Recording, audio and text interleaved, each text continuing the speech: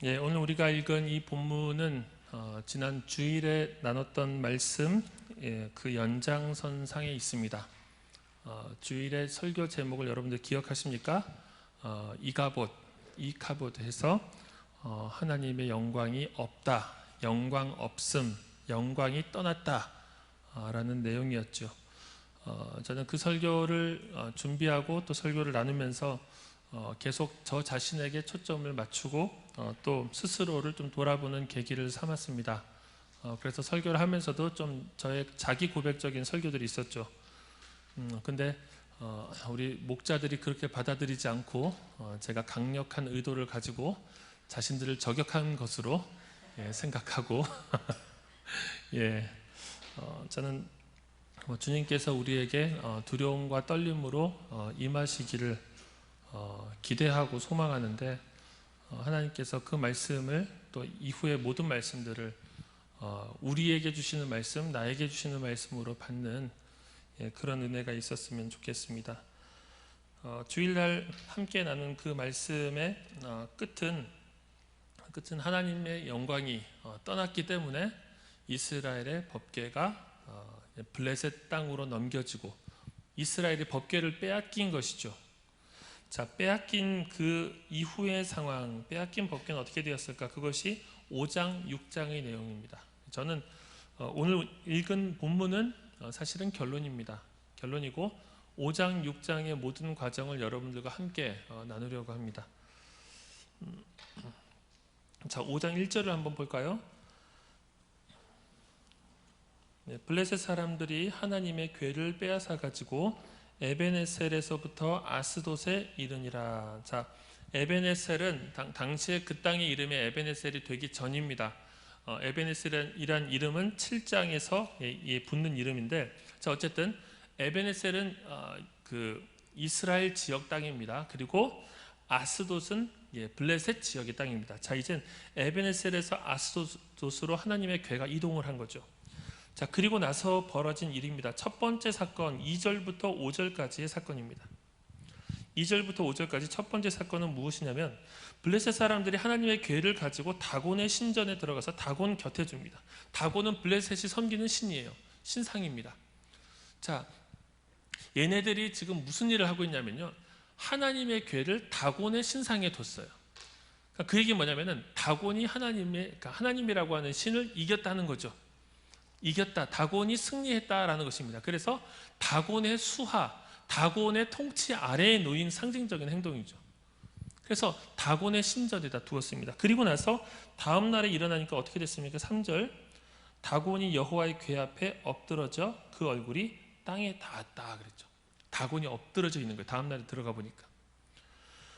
자, 그리고 나서 4절부터 다시 일으켜 세웠습니다. 4절, 그 이튿날 아침에 그들이 일찍이 일어나 본즉 다곤이 여호와의 궤 앞에 또다시 엎드러져 얼굴이 땅에 닿았고 그 머리와 두 손목은 끊어져 문지방에 있고 다곤의 몸뚱이만 남았더라.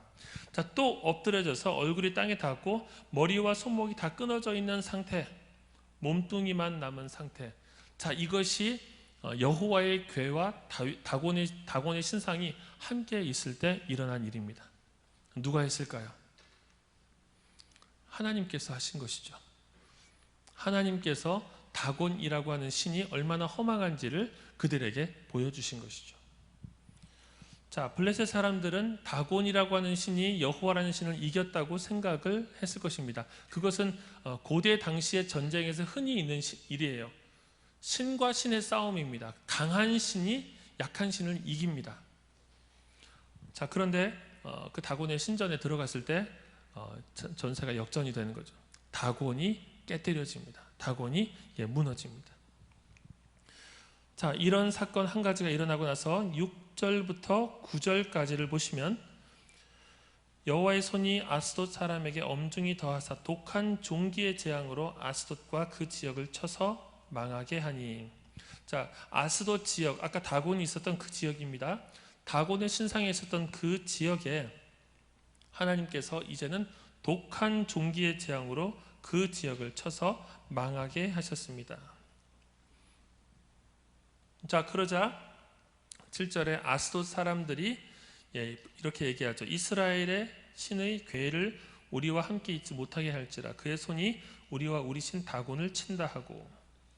자, 그래서 8절에 보시면은 그 신의 궤를 가드라는 곳으로 옮겨갑니다.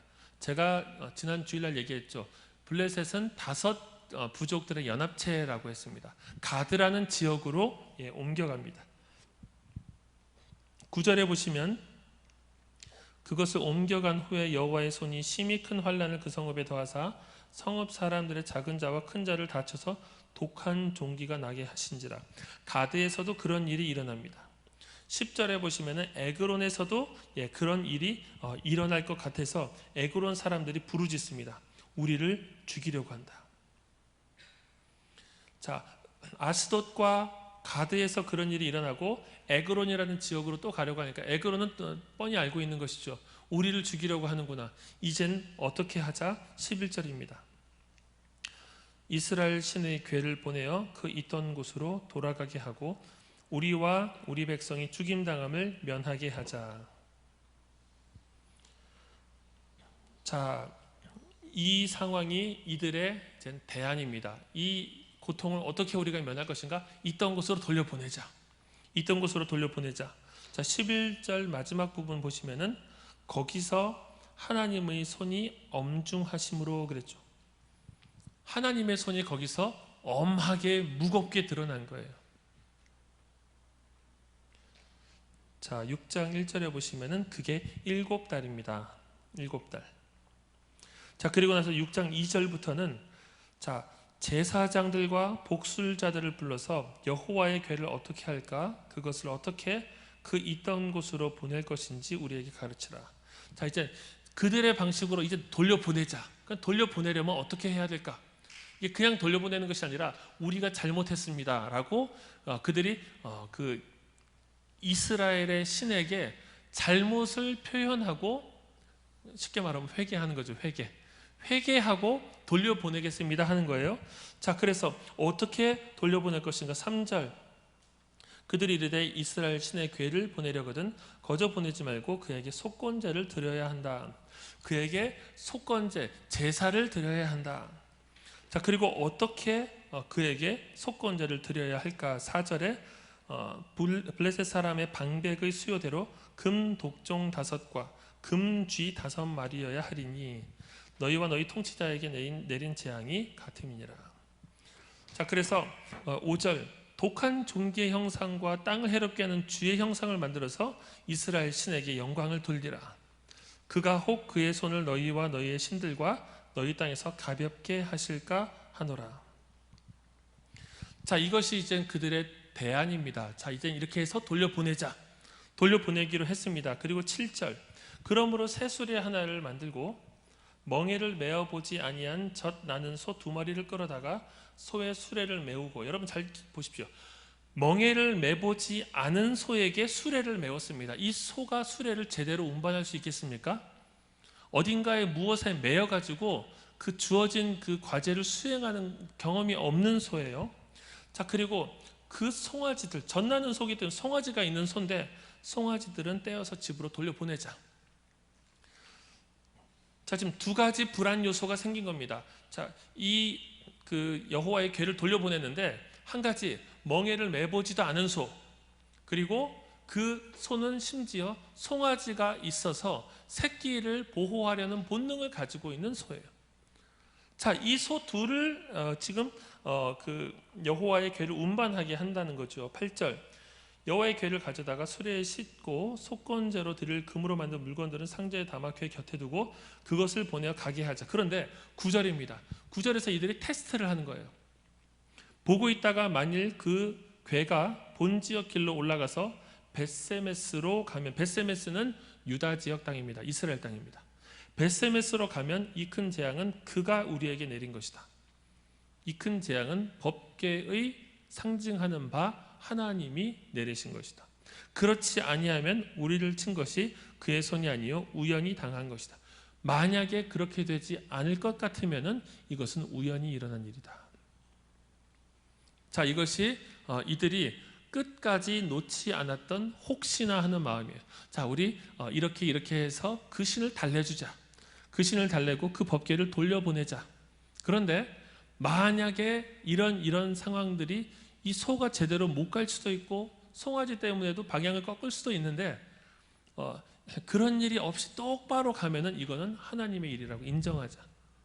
만약에 그렇지 않으면은 이것은 우연히 발생한 일이다. 자, 10절이 우리가 읽은 본문이죠. 나는 소 둘을 끌어다가 수리를 메우고 송아지들을 집에 가두고. 자, 송아지들이 없습니다. 여호와의 궤와 금지와 그들의 독정의 형상을 담은 상자를 수레 위에 실으니 암소가 벳세메스 길로 바로 행하여 대로로 가며 갈 때에 울고 좌우로 치우치지 아니하였고 블레셋 방백들은 벳세메스 경계선까지 따라가니라. 자, 여러분, 경계선입니다. 블레셋과 이스라엘의 경계선에 소 둘이 법궤를 운반해서 쭉 가고 있어요. 그런데 자, 가는 방향의 반대편에 아마도 송아지들이 있겠죠. 가는 방향 쪽에 있는 게 아니라 가는 방향은 지금 그 국경을 넘어서는 길이잖아요. 그리고 원래 송아지가 있던 우리들은 반대편이란 말입니다. 그리고 이들은 멍에를 매본 적도 없는 그런 소. 자, 그 소가 이젠 출발을 합니다. 출발을 할 때 12절 벳세메스 길로 바로 행하여 대로로 가며 울고 좌우로 치우치지 아니하였고. 좌우로 가지도 않고 그 벳세메스 길로 반듯하게 가고 있는 거예요. 이것이 무엇을 보여줍니까? 이것은 하나님의 손이 우리를 친 것이다. 그렇게 해서 하나님의 법궤가 돌아옵니다. 저는 참 이 말씀을 읽을 때 좀 가슴 속에 흥분이 있습니다. 어떤 종류의 흥분이냐면요, 영광이 떠난 것은 무엇 때문입니까? 영광이 떠난 것은 이스라엘의 범죄 때문이었어요. 영광이 떠난 것은 이스라엘 전체의 악 때문입니다. 그 악을 보여주는 것이 엘리의 두 아들, 상징적인 행동이었죠. 그런데 이 영광이 돌아오는데, 이 영광이 돌아올 때는 이스라엘 백성들이 아무것도 하지 않았어요. 이스라엘 백성들이 한 것이 없습니다. 하나님께서 하나님의 영광을 스스로 회복하셔요. 여러분, 이게 얼마나 큰 소망이 됩니까? 여러분들이 그리스도인이 되고 나서 정말로 거룩하여졌습니까? 정말 하나님의 뜻대로 여러분들의 삶이 정말 변하고 있습니까? 제가 20년 동안을 하나님의 회심하고 나서 대학 와서 대학교 1학년 여름에 제가 하나님 정말 똑바로 믿어야 되겠다라고 회심을 했어요. 돌이켰습니다. 돌이키고 나서, 그리고 나서 저의 삶을 보면은 잘 가는 듯 하다가 꼭 이렇게 땅바닥으로 내려가고, 또 잘 가는 듯 하다가 또 땅바닥으로 내려가고, 보다 보면 절망스러운 거예요. 야, 언제 사람이 되나? 언제 내가 좀 하나님의 뜻과 하나님의 계획을 따라서 좀 살까? 절망스러워요. 여러분, 그런데 그럴 때 다행인 게 뭔지 아십니까? 하나님의 영광이 나에 좌우되지 않는 게 너무 다행인 거예요. 하나님께서 당신의 영광을 스스로 회복하시는 것. 이 땅의 교회인 우리들이 아무리 정말 무너지고 망가지고 해도 우리의 소망은 무엇입니까? 하나님께서 당신의 영광을 스스로 회복하신다. 하나님의 영광은 이 땅의 교회와 우리의 연약함에 좌우되지 아니하신다는 것. 하나님의 영광이 회복되는 그 처소가 어디입니까? 어디로 돌아오는 게 회복입니까? 이스라엘 땅으로 돌아오는 게 회복이에요. 하나님의 영광을 우리 속에 이스라엘에게 두기로 하나님이 작정하셨기 때문에 그쪽으로 돌아오는 게 회복이에요. 여전히 불안한 곳인데 또다시 무너질 가능성, 또다시 법궤를 빼앗길 가능성, 또 성전이 무너질 가능성, 이 모든 것이 함께 있는 그 처소에 하나님께서 돌아오시고 당신의 영광을 거기에 두기를 기뻐하신다는 말입니다. 여러분, 이게 소망이에요. 여러분, 그래서 그리스도인들은 나 때문에 하나님께서 높아지시고 나 때문에 하나님께서 낮아지시고 나의 좌우되는 것으로 하나님을 바라보지 않습니다. 우리는 그분의 영광을 반사하는 자들이고 반영하는 자들입니다. 그런데 본질적인 하나님의 영광, 하나님께서 스스로 회복하신다. 이 땅 가운데서도 또 우리 공동체 가운데서도 하나님께서 당신의 영광을 회복하시기를.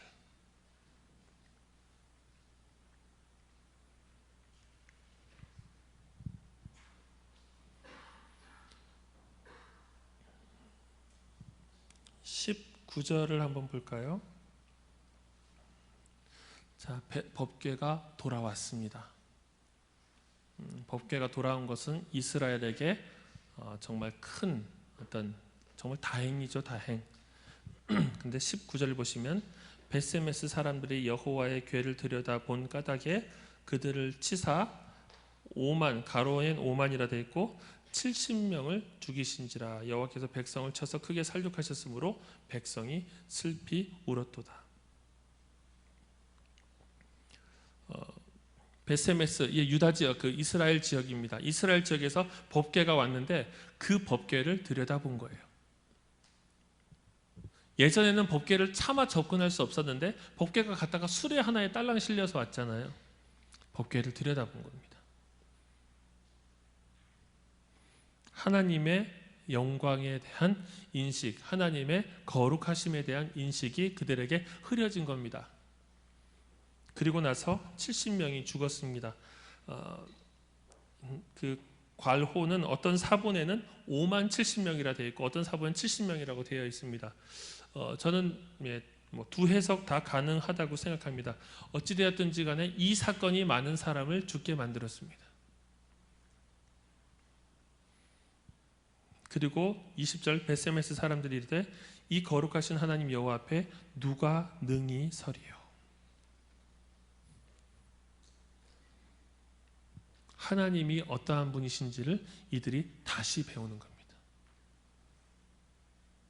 하나님, 우리의 수호신, 우리가 전쟁에 우리가 데리고 나가기만 하면 이기는 수호신. 다시 하나님의 영광이 빼앗겼습니다.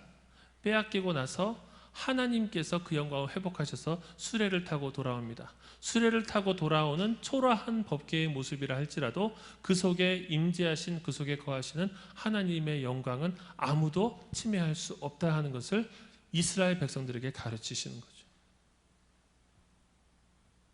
이 거룩하신 하나님 여호와 앞에 누가 능히 서리요. 여러분, 이 수련회 앞에, 이 수련회 기간 동안에 우리 안에 이 두 가지가 회복되었으면 좋겠습니다. 거룩하신 하나님, 하나님을 향한 경외감의 회복, 그리고 그 하나님이 우리와 함께 하신다. 그래서 하나님이 우리와 함께 하신 것은 너무나 기쁘고 간절히 사모할 만한 일이지만 또한 무서운 일입니다. 하나님께서 내 안에 거하시다니, 하나님께서 우리를 찾아오시다니. 여러분, 그렇게 우리 안에 압도되는 일이 있었으면 좋겠습니다. 정말로 하나님의 영광에 이 공동체가 붙들리는 일이 있었으면 좋겠습니다. 말씀과 거룩과 하나님의 법도에 대한 두려움이 우리 가운데 회복되었으면 좋겠습니다.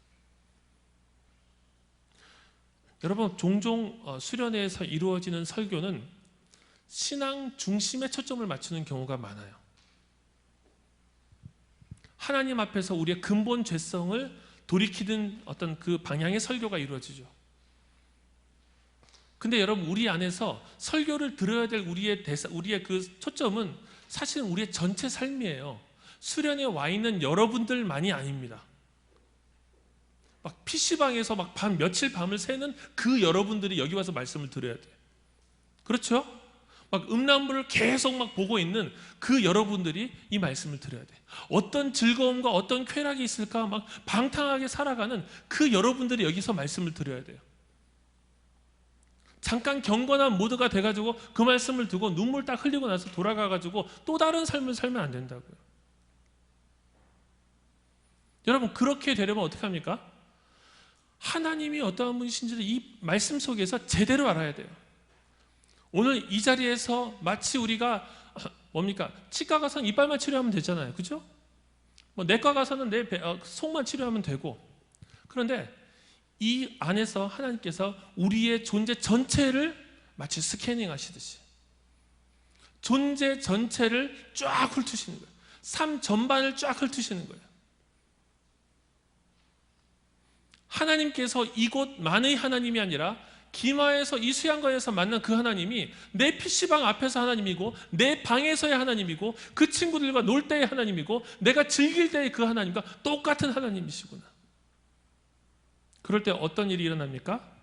그 모든 죄의 기억들이 소환되는 거예요. 회개는 이 자리에서 내가 잠깐 눈물을 흘리고 그 감정 속으로 몰입하는 것, 거기서 끝나는 것이 아니구나. 내 모든 삶이 소환되는 것이구나. 내 모든 삶이 하나님의 기소장 앞에 서는 것이구나. 그래서 그 자리도 그리스도의 십자가가 없이는 온전할 수 없구나. 여러분, 그런 종류의 회개가 일어났으면 좋겠습니다. 그러기를 기대합니다. 이 자리에서의 감정이입이 우리의 출구가 아니에요. 그거 하려고 온 것도 아닙니다. 막 까닭없이 눈물이 나면 멈추고 한번 물어보십시오. 나는 왜 울고 있나?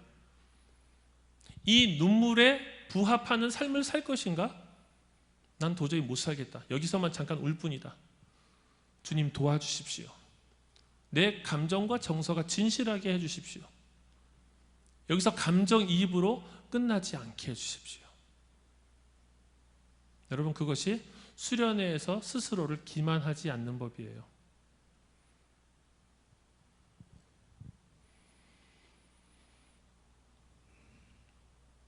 하나님께서는 다시 이스라엘로 돌아가십니다. 그곳이 하나님의 처소입니다. 그것은 무엇 때문에 그렇습니까? 이스라엘 때문입니까? 아니요, 하나님 때문에 그래요. 하나님이 그렇게 하기를 기뻐하셨어요. 하나님께서 그렇게 하기를 원하셨습니다. 그리고 그것이 이스라엘의 근본적인 안정감이에요. 끊임없이 하나님을 밀어내는 성향을 가진 이스라엘이 근본적으로 안정감을 가질 수 있는 이유, 그것은 하나님께서 그들과 함께 하시기 때문이죠.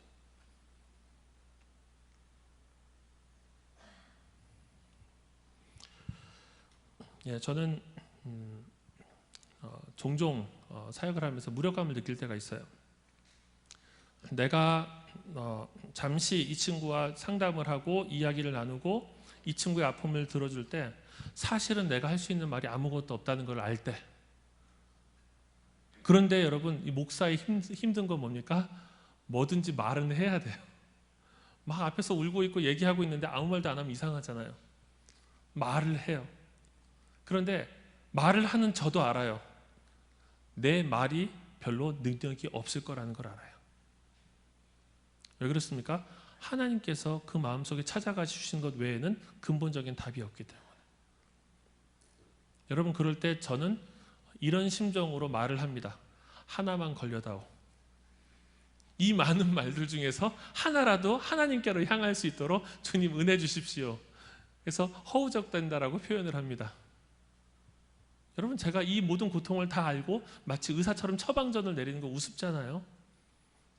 한 사람의 인생이 어떻게 150명, 200명의 인생을 포괄할 수 있습니까? 저 불가하다고 생각해요. 결국은 하나님께서 그 심령을 찾아가 주시는 것. 어거스틴이 참회로 가장 그 첫 문장으로 그런 말을 했죠.